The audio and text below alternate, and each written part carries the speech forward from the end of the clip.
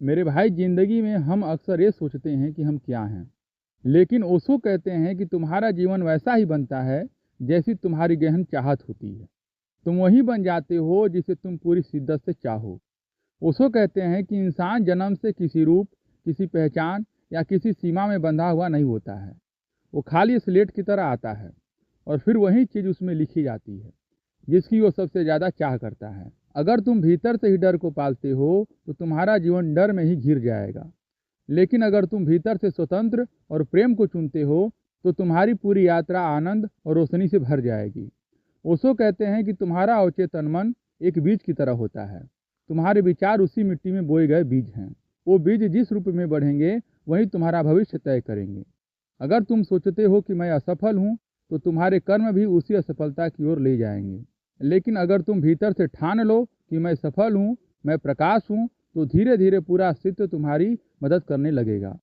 लेकिन यहाँ एक फर्क होता है, सिर्फ चाहने से कुछ नहीं होता है।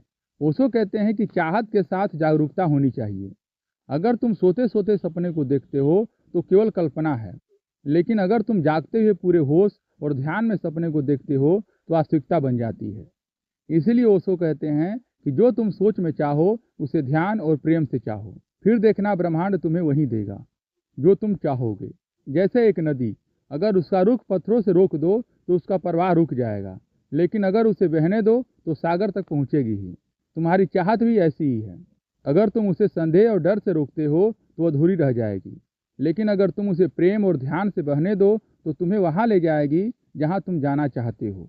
ओशो ये भी कहते हैं कि बाहरी दुनिया को बदलने की कोशिश मत करो, पहले अपने भीतर को बदलो। तुम्हारे भीतर जो चाहत है वही बाहर का संसार रचती है। अगर भीतर शांति है तो बाहर का जीवन भी शांत लगेगा। अगर भीतर अशांति है तो बाहर की पूरी दुनिया तुम्हें अशांत दिखेगी। तो सवाल ये है कि तुम सच में क्या चाहते हो, पैसा, शोहरत, ताकत या आनंद, प्रेम और जागरूकता।